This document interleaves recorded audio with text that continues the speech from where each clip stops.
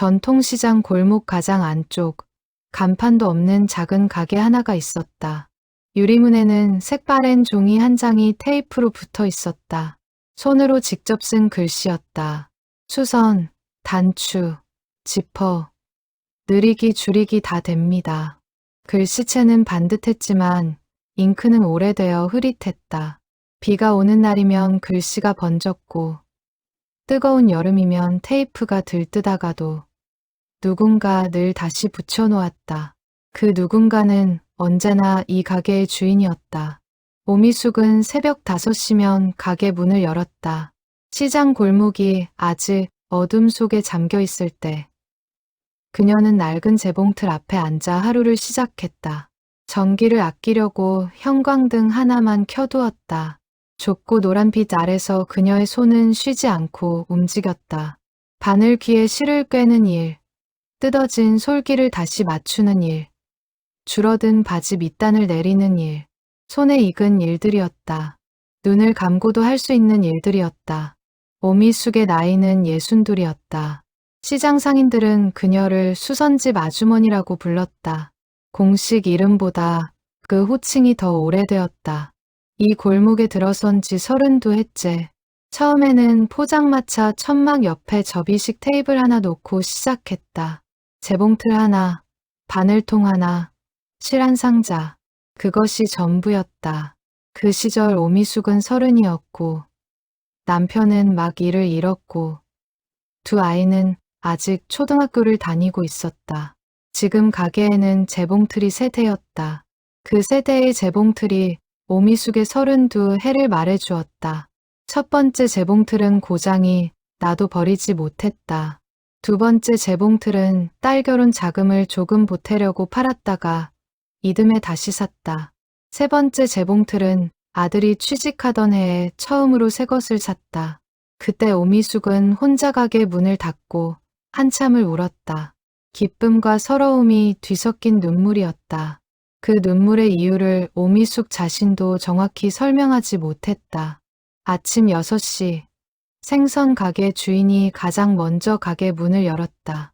이어서 채소 가게, 떡집, 순댓국밥집 순서로 골목이 깨어났다. 각자의 방식으로 하루를 여는 사람들이었다. 오미숙은 그 소리들을 재봉틀 소리 사이로 들었다.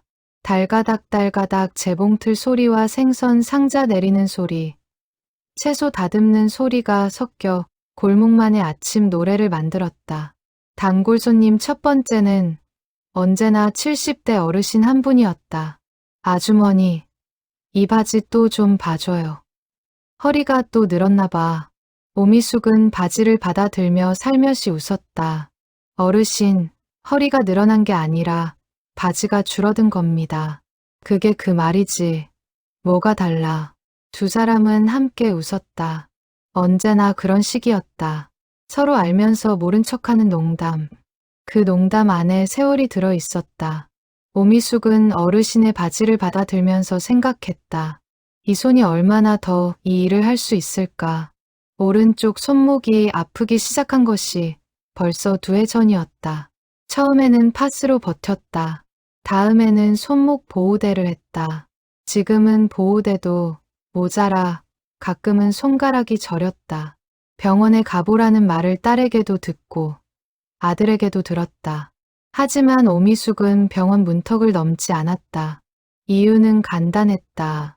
병원에 가면 무언가 나쁜 소리를 들을 것 같았다. 그 소리를 들으면 이 재봉틀 앞에 더 이상 앉지 못할 것 같았다. 그 두려움이 발걸음을 막았다. 이 가게를 떠나면 자신이 무엇인지 모를 것 같았다.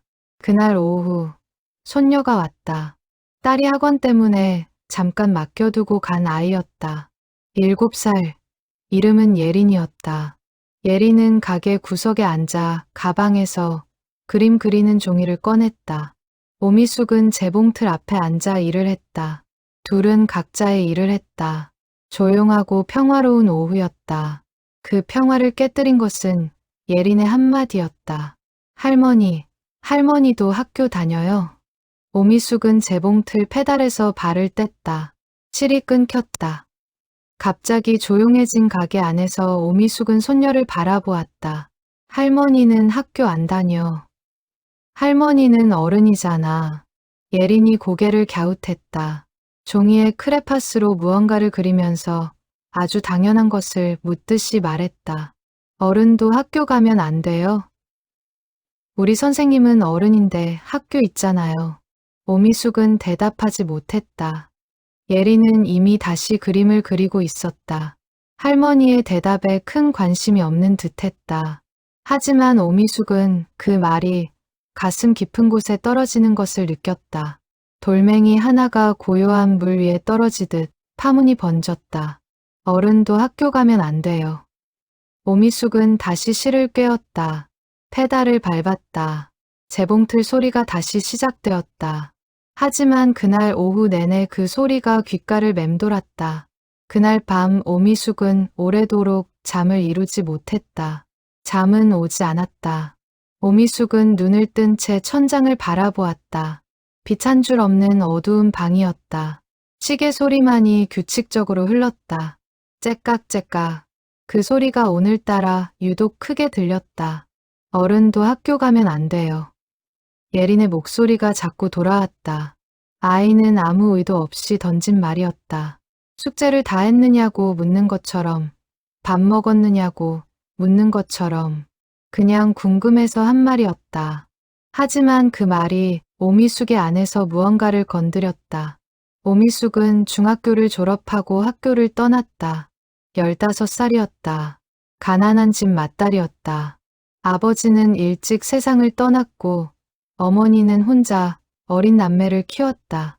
고등학교 입학금을 마련할 수 없었다. 담임 선생님이 장학금을 알아봐 주겠다고 했지만 오미숙은 고개를 저었다. 동생들 밥값을 벌어야 했다. 그것이 마지막이었다. 그 뒤로 오미숙은 공부를 생각하지 않았다. 아니, 생각하지 않으려 했다.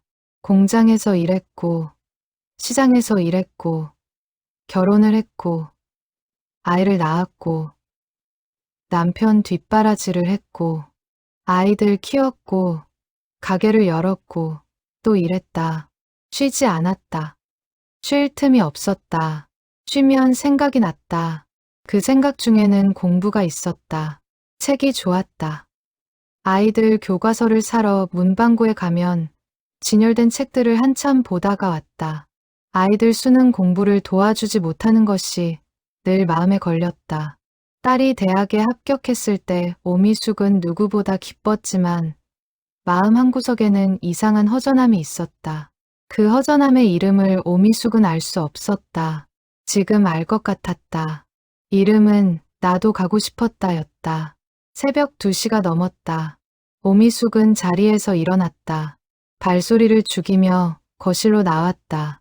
형광등 아래 앉아 서랍을 열었다. 서랍 안에는 영수증들, 약봉지들, 가위 하나, 낡은 수첩 하나가 있었다. 수첩을 꺼냈다. 펜을 들었다. 오미숙은 글을 적기 시작했다. 내가 하고 싶은 것들. 한참을 생각했다. 한참이 지나서야 펜이 움직였다. 공부하고 싶다. 책 읽고 싶다. 학교에 가고 싶다. 쓰고 나서 보니 세 문장이 다 같은 말이었다. 오미숙은 잠깐 웃었다. 혼자만의 웃음이었다. 그리고 곧 진지해졌다. 62에 공부를 시작한다는 것. 말이 되는 일인가? 오미숙은 자신에게 물었다. 검정고시라는 것이 있다는 건 알고 있었다. 텔레비전에서 본 적이 있었다. 나이 든 어른들이 고등학교 졸업장을 따는 시험. 하지만 그게 자신의 이야기가 될 줄은 한 번도 생각하지 않았다. 이제 생각하고 있었다. 며칠이 지나도 그 생각은 사라지지 않았다. 오미숙은 조용히 알아보기 시작했다. 시장 근처 도서관에서 검정고시 안내 책자를 받아왔다. 주민센터에서 상담을 받았다. 담당 직원은 친절했다. 많이들 하세요. 아주머니 나이에도 충분히 합격하십니다. 그 말이 씨앗이 되었다. 오미숙은 결심을 굳혔다. 그러나 가족에게는 말하지 않았다. 말했다가 반대하면 마음이 흔들릴 것 같았다. 일단 혼자 시작하기로 했다. 재봉틀 앞에 앉아 일하고 가게 문 닫고 돌아와서는 책을 펴기로 했다. 검정고시 교재 5과목이었다. 국어, 수학, 영어, 사회, 과학. 오미숙은 서점에서 그 5권을 혼자 샀다. 비닐봉지에 담아 들고 오는 길이 이상하게 가슴이 뛰었다. 설레었다. 마지막으로 이렇게 가슴이 뛴 게 언제였는지 기억도 나지 않았다. 집에 돌아와 봉지를 열고 교재를 펼쳤다. 국어 첫 장이었다. 지문이 있었다. 오미숙은 천천히 읽었다. 읽히기는 했다. 그런데 문제를 보니 막막했다. 보기가 4개였는데 답이 왜 그것인지 알 수가 없었다. 수학은 더 심했다. 첫 장부터 기호와 숫자들이 낯설게 늘어서 있었다. 오미숙은 책을 덮지 않았다. 처음부터 다시 읽었다. 그리고 또 읽었다. 한 문제를 1시간 동안 붙들고 있었다. 새벽 1시가 되어서야 겨우 그 한 문제의 풀이를 이해했다. 이해했다고 생각하고 덮었다가 다음날 다시 보면 또 모르는 경우도 있었다. 그래도 오미숙은 매일 폈다. 재봉틀 앞에서 손이 하는 일이 있었다면 밤에는 책 앞에서 머리가 하는 일이 있었다. 2가지 일을 오미숙은 한꺼번에 시작했다. 몸은 피곤했다. 눈이 침침했다. 하지만 공부를 마치고 책을 덮는 순간에는 이상하게 기분이 좋았다. 그날 예린의 한마디가 오미숙의 62번째 봄을 깨운 것이었다. 봄이 지나고 여름이 왔다. 오미숙이 공부를 시작한 지 3달이 흘렀다. 가게 일은 그대로였다. 재봉틀 앞에 앉는 시간도 그대로였다. 다만 저녁 이후에 시간이 달라졌다. 전에는 텔레비전을 보다가 잠들었다. 이제는 책을 펴다가 잠들었다. 가족에게는 여전히 말하지 않았다. 딸 정은이 가끔 전화를 했다. 엄마 요즘 뭐 해? 그냥 가게 일하지. 뭐 하겠어. 거짓말은 아니었다. 가게 일도 하고 공부도 했다. 다만 공부 이야기는 빼두었다. 괜히 말했다가 엄마 나이가 몇인데 소리를 들을 것 같았다. 그 소리가 무서웠다. 무서운 게 아니라 그 소리를 들으면 자신도 모르게 손이 멈출 것 같았다. 멈추고 싶지 않았다. 문제는 수학이었다.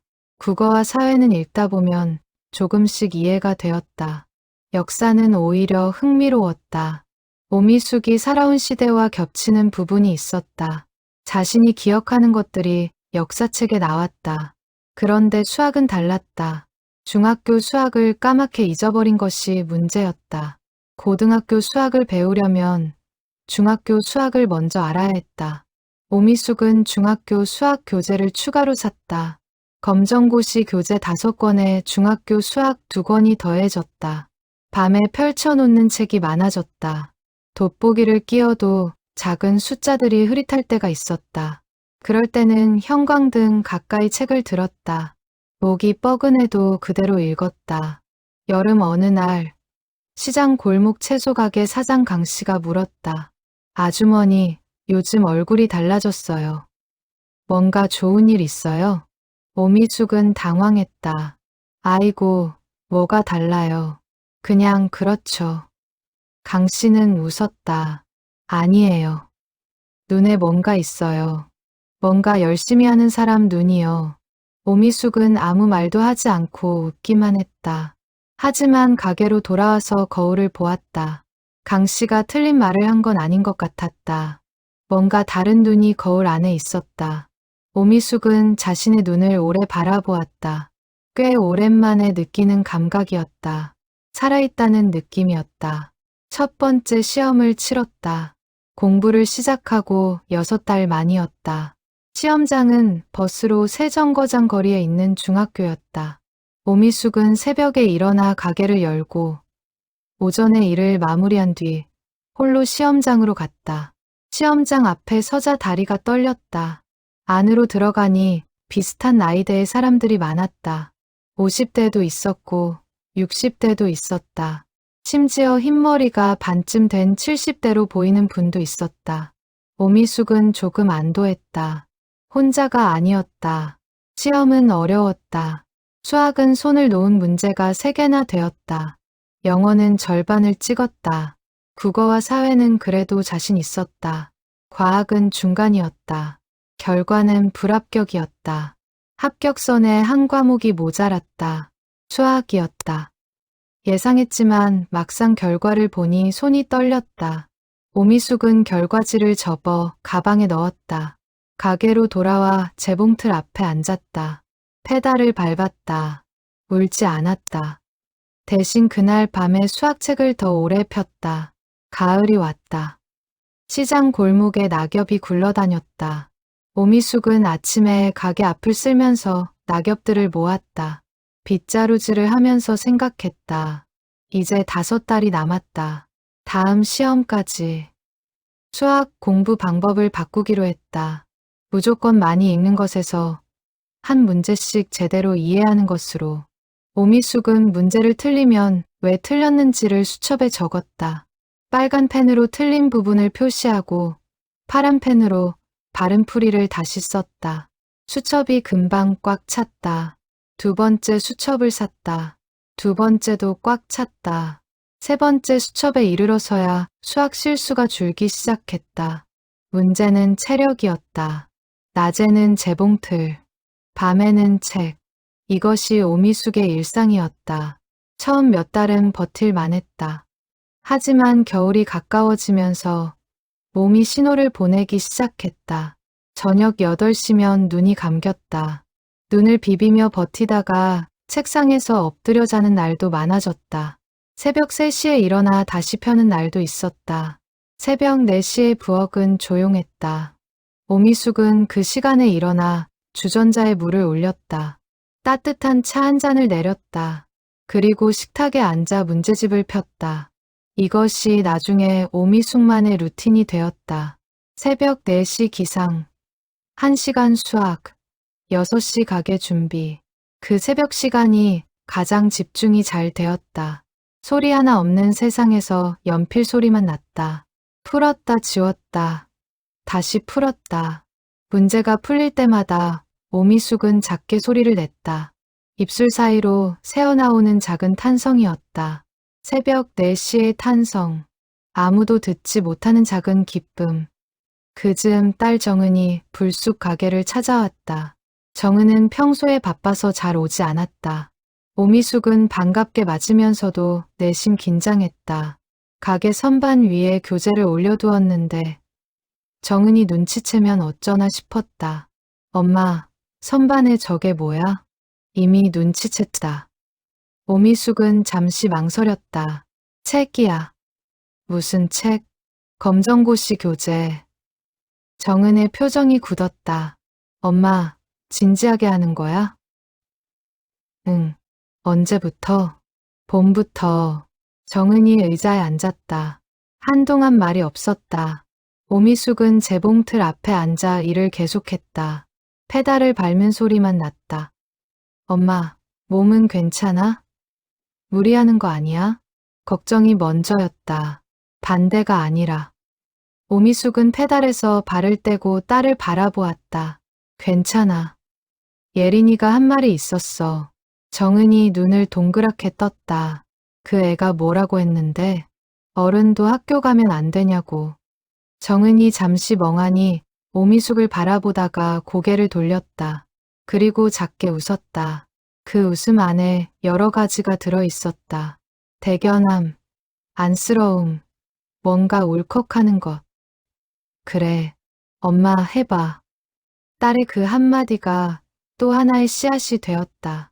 그날 밤 오미숙은 유독 오래 앉아 공부했다. 겨울이 깊어졌다. 시장 골목에 찬바람이 들어찼다. 상인들은 두꺼운 점퍼를 껴입고 가게 앞에 섰다. 오미숙은 가게 안이라도 안심할 수 없었다.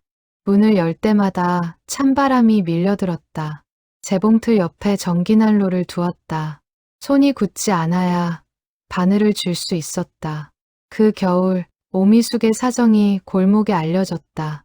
알린 것은 딸 정은이 아니었다. 채소가게 강씨가 눈치를 챈 것이다. 오미숙이 가끔 가게 앞에서 허리를 펴며 작은 수첩에 무언가를 적는 것을 강씨가 보았다. 무엇을 적느냐고 물었더니 오미숙이 대답했다. 틀린 수학 공식이요. 강씨는 그 말을 들고 골목을 한 바퀴 돌았다. 수선집 아주머니가 검정고시 공부하신대요. 소문은 하루도 안 되어 골목 전체에 퍼졌다. 그날 오후부터 손님들이 달라졌다. 수선을 맡기러 왔다가 돌아가면서 한마디씩 했다. 아주머니, 화이팅이에요. 대단하세요. 우리 아주머니. 저도 젊었을 때 못했는데 아주머니 대신 해주세요. 처음에는 부끄러웠다. 두 번째는 민망했다. 세 번째부터는 뭔가 뭉클해졌다. 오미숙은 손을 흔들며 웃었다. 에이, 뭐려. 될지도 모르는데. 그런데 골목 상인들은 그냥 지나치지 않았다. 생선 가게 사장이 오미숙 가게에 문어 한 봉지를 들고 왔다. 공부하면 문어 먹어야 머리가 좋아진다잖아요. 순댓국밥집 아주머니가 저녁을 한 그릇 가져왔다. 밥은 먹고 공부해야지요. 떡집 사장님은 매월 시험 날짜가 가까워지면 찹쌀떡을 놓고 갔다. 말도 없이 그냥 가게 앞에 두고 사라졌다. 찹쌀떡 봉투에는 작은 메모가 붙어 있었다. 붙어요. 오미숙은 그 메모들을 버리지 않았다. 가게 한쪽 벽에 붙이기 시작했다. 작은 메모들이 하나둘 쌓였다. 화이팅이에요. 응원해요. 꼭 합격하세요. 우리 골목의 대학생. 글씨는 제각각이었다. 초등학생처럼 삐뚤삐뚤한 것도 있었고 반듯하게 인쇄체로 쓴 것도 있었다. 그 메모들이 오미숙의 벽을 채웠다. 아들 민준도 알게 된 것은 그 무렵이었다. 정은이 말한 것이었다. 민준은 서울에서 직장을 다니고 있었다. 전화가 왔다. 엄마, 나 알았어. 알면 됐지. 도와줄까? 수학은 내가 잘하는데. 괜찮아. 스스로 해야 의미 있지. 민준은 잠시 침묵했다가 말했다. 엄마, 자랑스러워. 오미숙은 전화를 끊고 나서 한참을 그 자리에 서 있었다. 자랑스럽다는 말. 오미숙이 아이들에게 늘 하던 말이었다. 그 말을 아이들 입에서 들을 줄은 몰랐다. 그날 밤은 공부가 잘 되었다. 문제를 풀다 보면 골목 상인들의 얼굴이 떠올랐다. 문어 들고 온 생선 가게 사장, 저녁 가져다 준 순댓국밥 아주머니, 말없이 찹쌀떡을 두고 간 떡집 사장, 그 얼굴들이 연필을 쥔 손 위에 있는 것 같았다. 오미숙은 혼자 공부하는 것이 아니었다. 두 번째 시험을 앞두고 봄이 왔다. 오미숙이 공부를 시작한 지 꼭 1년이 되었다. 벚꽃이 피고 지는 동안 오미숙은 교재를 통째로 2번씩 돌렸다. 수학은 3번이었다. 영어는 4번이었다. 틀린 문제만 모아둔 수첩이 4권이 되었다. 몸은 버텨주었다. 손목은 여전히 아팠다. 하지만 재봉틀 일을 완전히 줄일 수는 없었다. 가게가 주수입원이었다. 다만 더 무거운 천은 맞지 않기로 했다. 가죽이나 두꺼운 솜, 이불 수선은 정중하게 사양했다. 단골들은 이해해 주었다. 이해할 뿐 아니라 배려해 주었다. 아주머니, 이거 무거우면 안 해도 돼요. 어디 아파요? 얼굴이 좀 피곤해 보이는데. 오미숙은 그 말들이 고마웠다. 고맙다는 말 외에 할 말이 없었다. 시험을 2달 앞두고 딸 정은이 주말에 찾아왔다. 예린도 함께였다. 예린은 이제 8살이 되어 있었다. 가게에 들어서자마자 벽에 붙은 메모들을 보았다. 할머니, 저거 다 뭐야? 응원 편지야. 누가 써줬어? 골목 삼촌들이랑 이모들이. 예린은 메모들을 하나하나 읽었다. 아직 읽기 어려운 글자는 정은에게 물어가며 읽었다. 다 읽고 나서 예린이 말했다. 할머니, 나도 쓸게. 예린은 가방에서 분홍색 노트를 꺼냈다. 크레파스로 꾹꾹 눌러서 썼다. 글씨가 삐뚤었다. 그림도 그렸다. 학사모를 쓴 할머니 그림이었다. 할머니, 나 학교에서 배웠는데. 학사모는 대학 졸업하면서 할머니도 쓰게 해줄게. 오미숙은 그 종이를 받아들었다. 꾹 참았다. 웃으면서 정은은 그 모습을 보면서 고개를 돌렸다. 잠시 뒤 정은의 눈이 붉어져 있었다. 엄마, 우리 엄마 너무한 거 아니야? 이렇게까지 할 줄 몰랐잖아. 정은은 자신에게 하는 말인지 오미숙에게 하는 말인지 모를 말을 했다. 오미숙은 모른 척했다. 뭘 너무해. 그냥 공부하는 거지. 정은이 오미숙 옆에 바짝 앉았다. 엄마, 나한테 진작 말하지 그랬어. 말하면 말렸을 것 같아서. 말리긴. 같이 공부해줬지. 오미숙은 딸의 어깨를 가볍게 두드렸다. 이제라도 알면 됐어. 그날 저녁 아들 민준에게 문자가 왔다. 엄마, 시험 날 가고 싶은데 가게 비는 거 괜찮아? 보고 싶어서가 아니라 응원하러. 오미숙은 문자를 읽고 또 읽었다. 응원하러. 이 아이들이 이렇게 컸구나. 오미숙은 생각했다. 자신이 언제 이 아이들에게 응원이라는 것을 받아봤는가. 아이들이 어릴 때는 오미숙이 응원하는 사람이었다. 운동회 날, 학예회 날, 수능 날, 늘 오미숙이 손을 흔들었다. 이제 방향이 바뀌었다. 오미숙은 문자를 답했다. 안 와도 돼. 근데 오고 싶으면 와. 민준에게 답장이 왔다. 간다. 그날 밤 오미숙은 가장 오래 공부했다. 새벽 2시가 넘어서야 연필을 내려놓았다. 마지막 문제를 풀고 나서 잠깐 눈을 감았다. 골목 상인들이 보내온 메모들이 눈앞에 어른거렸다. 예린이 그려준 학사모 그림이 보였다. 정은의 붉어진 눈이 보였다. 민준의 문자가 보였다. 오미숙은 눈을 떴다. 다시 교재를 펼쳤다. 한 문제 더. 2번째 시험일이었다. 아침 일찍 민준이 기차를 타고 내려왔다. 시장 골목에 들러 어머니의 가게 앞에서 기다렸다. 오미숙이 가게 문을 열고 나오자 민준이 서 있었다. 왔어? 응. 엄마. 둘은 나란히 걸었다. 시험장까지 버스를 타고 갔다. 버스 안에서 민준이 물었다. 엄마, 긴장해? 조금. 그럼 안 긴장해도 돼. 그게 말이 되냐? 웃음이 나왔다. 아들 덕에 긴장이 조금 풀렸다. 시험장 앞에서 민준이 오미숙의 손을 꼭 잡았다. 엄마, 잘할 수 있어. 오미숙은 고개를 끄덕이고 시험장 안으로 들어갔다. 시험은 지난번보다 잘 풀렸다. 수학이 달랐다. 손이 기억하고 있었다. 수백 번 풀었던 공식들이 자연스럽게 따라왔다. 영어도 절반 이상은 자신 있게 골랐다. 시험을 마치고 나왔을 때 오미숙은 잘 봤다고 느꼈다. 하지만 결과는 또 불합격이었다. 이번엔 영어가 문제였다. 합격선에서 딱 2점이 부족했다. 2점. 문제 하나만 더 맞췄으면 되는 점수였다. 결과지를 받아든 오미숙의 손이 떨렸다. 민준이 옆에서 결과지를 보았다. 잠시 침묵이 흘렀다. 그리고 민준이 말했다. 2점이야, 엄마. 알아. 2점은 다음에 5점으로 만들 수 있어. 오미숙은 대답하지 않았다. 발걸음을 옮겼다. 버스 정류장으로 걸어가면서 오미숙은 울지 않으려 했다. 2번째 불합격. 공부를 시작한 지 1년이 넘었다. 아직도 아니었다. 정말 해낼 수 있는 건지 흔들렸다. 버스 안에서 오미숙은 창밖을 바라보았다. 봄이었다. 가로수가 연두색으로 물들어 있었다. 나무집들이 저렇게 쉽게 나는데 자신은 이 작은 시험 하나를 왜 이렇게 어렵게 통과하지 못하는 것인지 한숨이 나왔다. 민주는 곁에 앉아 아무 말도 하지 않았다. 정류장에 내려 골목 입구까지 걸어오는 동안 오미숙은 생각했다. 그만둘까? 이 나이에 이 고생이 무슨 의미인가?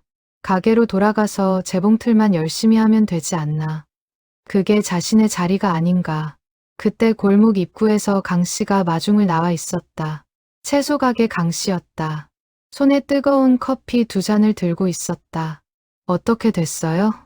오미숙이 고개를 저었다. 강 씨는 잠시 표정이 굳었다가 곧 커피를 내밀었다. 그럼 다음번에 되면 되죠. 쿨하게 말했다. 거창한 위로도 안타까운 탄식도 없었다. 그냥 다음에 되면 된다는 말. 그 단순함이 오미숙의 발걸음을 멈추지 않게 했다. 오미숙은 커피를 받아 마셨다. 따뜻했다.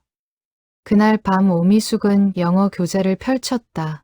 2점이 부족한 이유를 찾았다. 찾아보니 독해 지문을 끝까지 읽지 않고 중간에서 답을 고르는 버릇이 있었다. 확실히 알면 빨리 고르면 되지만 불확실한 문제에서는 끝까지 읽어야 했다. 오미숙은 그날부터 규칙을 하나 더했다. 모르는 문제는 반드시 끝까지 읽고 고른다. 3번째 시험 준비가 시작되었다. 가을이 다시 왔다.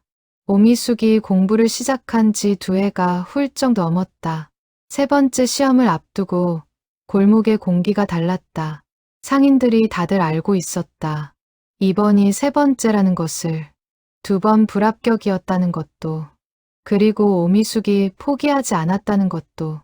떡집 사장님이 시험 일주일 전부터 매일 찹쌀떡을 두고 갔다. 순댓국밥 아주머니는 아침에 오미숙이 가게 문을 열 때마다 창문으로 고개를 내밀었다. 잘 잤어요? 밥은요? 생선 가게 사장은 말 대신 시험 전날 조기 1마리를 구워서 가져다 주었다. 아무 말 없이 오미숙은 그 모든 것을 받았다. 고맙습니다. 고맙습니다. 그 말 외에 할 말이 없었다. 하지만 마음속에는 말이 많았다.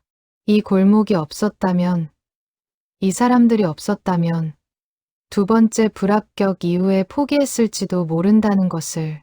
시험 전날 밤, 오미숙은 교재를 폈다. 그리고 처음 해보는 일을 했다. 교재를 덮었다. 충분히 했다. 이 이상 보아도 머리에 들어오지 않는다. 지금 필요한 것은 숙면이다. 오미숙은 그렇게 판단했다. 판단하고 나니 교재를 덮는 것이 쉬웠다. 불을 끄고 누웠다. 눈을 감으면 공식들이 떠올랐다. 지문들이 지나갔다. 오미숙은 그것들을 쫓아내지 않았다. 지나가게 두었다. 충분히 봤다.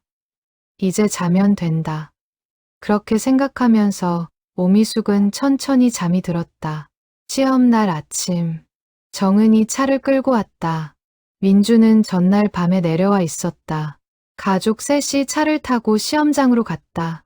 차 안에서 아무도 말하지 않았다. 조용한 긴장이 흘렀다. 라디오에서 음악이 낮게 흘렀다. 시험장 앞에서 정은이 오미숙의 손을 잡았다.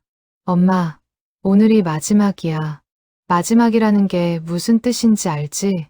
이번에 되면 마지막이라는 거야. 오미숙은 미소를 지었다. 민준이 2팔로 오미숙의 어깨를 안았다. 짧게 안았다가 놓았다. 엄마 다 알아. 다 할 수 있어. 오미숙은 고개를 끄덕이고 시험장 안으로 들어갔다. 자리에 앉았다. 답안지를 받았다. 문제지를 받았다. 감독관의 목소리가 시험 시작을 알렸다. 오미숙은 첫 번째 문제를 읽었다. 국어였다. 지문이 눈에 들어왔다. 선명하게. 글자들이 흐트러지지 않았다. 천천히 읽었다. 문제를 읽었다. 보기를 읽었다. 답을 골랐다. 다음 문제로 넘어갔다. 영어가 왔다. 모르는 문제가 나왔다. 오미숙은 끝까지 읽었다. 그 규칙을 지켰다. 확실하지 않은 보기 2개가 남았다. 지문을 다시 한번 읽었다. 하나를 골랐다. 수학이 왔다. 손이 기억하고 있었다. 공식이 손끝에 있었다. 수백 번, 수천 번 썼던 것들이 종이 위로 흘러나왔다. 문제를 풀면서 오미숙은 새벽 4시의 부엌을 생각했다. 주전자 소리, 차 한 잔, 형광등, 아래의 문제집. 그 새벽들이 지금 여기 있었다. 시험이 끝났다. 오미숙은 시험장을 나왔다. 정은과 민준이 입구에서 기다리고 있었다. 둘이 오미숙을 보자 동시에 걸어왔다. 어땠어? 오미숙은 잠시 생각했다. 잘 본 것 같아. 정은이 눈을 뒤집었다. 민준이 오미숙의 손을 잡았다. 셋이 나란히 걸었다. 가을 햇살이 따뜻했다. 결과 발표 날. 오미숙은 아침 일찍 가게 문을 열었다. 재봉틀 앞에 앉았다. 페달을 밟았다. 손이 움직였다. 그런데 오늘은 손보다 머리가 딴 데 있었다. 컴퓨터 화면 앞에 앉아서 결과를 확인해야 했다. 오미숙에게는 컴퓨터가 없었다. 주민센터에 가면 된다. 알고 있었다. 하지만 발이 쉽게 떨어지지 않았다. 결과를 확인하는 그 순간까지는 기대도 있고 불안도 있었다. 화면을 보는 순간 하나만 남는다. 기대가 사실이 되거나 불안이 사실이 되거나. 오전 10시에 재봉틀을 멈추었다. 강 씨가 가게 앞에 나와 있었다. 오늘이죠? 결과 나오는 날. 네, 주민센터 같이 가요. 오미숙은 고개를 저었다. 혼자 갈게요. 강 씨는 고개를 끄덕였다. 더 붙들지 않았다. 그 배려가 고마웠다. 오미숙은 골목을 걸었다. 시장 골목에서 주민센터까지는 도보로 10분이었다. 그 10분이 오늘은 길었다. 발걸음이 가벼운 것 같기도 하고 무거운 것 같기도 했다. 주민센터 민원실에 들어갔다. 인터넷 검색이 가능한 공용 컴퓨터 앞에 앉았다. 검정고시 성적 조회 사이트를 열었다. 주민등록번호를 입력했다. 손이 떨렸다. 마지막 자리 숫자를 잘못 눌러서 다시 입력했다. 조회 버튼을 눌렀다. 화면이 로딩되었다.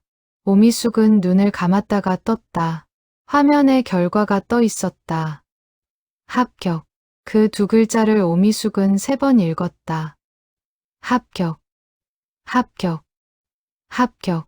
과목별 점수가 아래에 쭉 있었다. 국어, 영어, 수학, 사회, 과학 모두 합격선을 넘어 있었다. 영어는 2점이 아니라 12점을 넘겼다. 수학은 처음으로 80점대가 나왔다. 오미숙의 눈에서 눈물이 흘렀다. 조용히, 소리 없이, 그냥 흘렀다. 민원실 직원이 돌아보았다. 괜찮으세요? 오미숙은 웃으며 고개를 끄덕였다. 화면을 프린트했다.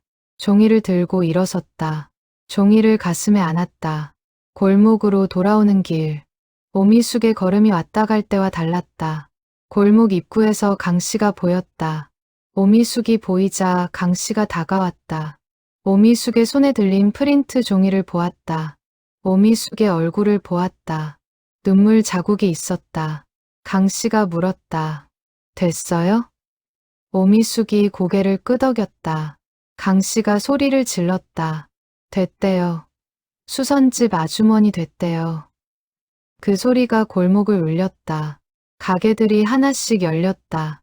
사람들이 고개를 내밀었다. 떡집 사장님이 뛰어나왔다. 순댓국밥 아주머니가 앞치마를 두른 채로 달려왔다. 생선 가게 사장이 장화를 신은 채로 나왔다. 오미숙은 그 자리에 서서 울었다. 소리내어 울었다. 2회 넘는 새벽들이, 수백 장이 틀린 문제들이, 2번의 불합격이, 골목 사람들의 메모들이, 예린의 학사모, 그림이, 정은의 눈물이, 민준의 문자가 모두 그 울음 안에 있었다. 골목 한복판에서 62살의 오미숙이 울었다. 그것이 합격의 방식이었다. 검정고시가 끝이 아니었다. 오미숙은 멈추지 않았다. 그것이 오미숙의 방식이었다. 합격증을 받고 나서 일주일 동안 축하를 받았다. 골목 사람들이 밥을 샀다. 시장 어귀 식당에서 작은 축하 자리가 열렸다. 오미숙은 손이 부끄러웠다. 굳은 살 가득한 손으로 수저를 들었다. 아주머니, 이제 뭐 할 거예요? 강 씨가 물었다. 대학 가봐야지요. 웃음소리가 터졌다. 농담인 줄 알았기 때문이다. 오미숙의 표정을 보자 웃음이 멈췄다. 진짜예요? 진짜지요. 오미숙은 이미 조사를 끝내두었다. 지역 평생교육 대학. 입학 연령 제한이 없는 학교였다. 국어국문학과가 있었다. 오미숙은 입학원서를 들여다보았다. 서류를 준비했다. 자기소개서를 썼다. 자기소개서에는 이렇게 썼다. 저는 15살에 학교를 떠났습니다. 가난 때문이었습니다. 그 뒤 47년 동안 수선집을 운영했습니다. 손으로 일했습니다. 이제 머리로도 일하고 싶습니다. 책을 읽고 글을 쓰고 배우고 싶습니다. 나이가 아니라 마음이 있어야 공부를 한다고 생각합니다. 저에게는 마음이 있습니다. 입학 통지서가 왔다. 합격. 이번에는 한 번에. 딸 정은이 통지서를 보고 눈이 휘둥그레졌다. 엄마, 정말 대학 합격이야? 응. 엄마, 대학생이야? 응. 정은이 그 자리에서 울었다. 이번에는 참지 않았다. 소리 내어 민준에게 전화를 했다. 민준은 한동안 말이 없다가 말했다. 엄마, 나 어떻게 해야 할지 모르겠어. 어떻게 하긴. 그냥 기뻐하면 되지. 첫 번째 입학식 날. 오미숙은 새 옷을 샀다. 평소에 새 옷을 사는 일이 없었다. 어떤 옷을 사야 할지 몰라서 정은에게 같이 가달라고 했다. 정은은 단정한 곤색 재킷을 골라주었다. 엄마, 이게 제일 잘 어울려. 너무 젊어 보이지 않아? 대학생인데 젊어 보이면 좋지. 오미숙은 그 재킷을 입고 입학식에 갔다. 강당에는 새로 입학하는 학생들이 가득했다. 20대도 있었고 30대도 있었고 오미숙처럼 60대도 있었다. 각자의 사연을 가진 사람들이 같은 강당에 앉았다. 총장의 입학 축하말이 있었다. 여러분이 여기 앉아 있다는 것 자체가 이미 용기입니다. 오미숙은 그 말을 들으며 고개를 끄덕였다. 용기. 맞는 말이었다. 하지만 그 용기의 시작이 7살 손녀의 한마디였다는 것은 오미숙만이 아는 사실이었다. 예린도 그날 강당에 왔다. 정은이 학교에서 조퇴를 시켜 데려왔다. 예린은 강당 의자에 앉아 입학식을 보면서 귓속말로 오미숙에게 물었다. 할머니, 이제 진짜 대학생이야? 응. 그럼 나중에 학사 못 써? 쓰지. 예린이 웃었다. 입이 귀에 닿을 듯. 할머니, 나보다 먼저 써. 졸업식은 4년 뒤였다. 그날 시장 골목은 다 알고 있었다. 수선집 아주머니 졸업식 날. 강 씨가 미리 골목 상인들에게 알렸다. 떡집 사장님이 경사 떡을 준비했다. 순댓국밥 아주머니가 국밥 20그릇을 끓였다. 졸업식이 끝나고 오미숙이 학사모를 쓴 채로 골목에 들어섰다. 골목 상인들이 박수를 쳤다. 예린이 가장 먼저 달려왔다. 이제 12살이었다. 키가 많이 자랐다. 할머니, 학사모 써. 오미숙은 학사모를 쓴 채로 서 있었다. 곤색 졸업 가운을 입고 손에 졸업장을 들고 골목 한복판에 강 씨가 말했다. 아주머니, 이제 뭐 할 거예요? 오미숙은 웃었다. 글쎄요. 대학원도 있다고 하던데요. 골목이 웃음으로 가득 찼다. 오미숙은 그 웃음 한가운데 서 있었다. 굳은 살 가득한 손에 졸업장을 들고 학사모를 쓰고 66살의 얼굴로 그 어느 때보다 밝게 웃으면서 배움에 늦은 때란 없었다. 수선집 골목의 낡은 재봉틀이 그것을 증명했다. 새벽 4시의 문제집이 그것을 증명했다. 2번의 불합격이 그것을 증명했다. 그리고 지금 골목 한복판에 선 66살의 오미숙이 그것을 증명했다. 배우고 싶은 마음이 있다면 그것으로 충분했다. 언제나, 어디서나, 누구에게나 그것으로 충분했다.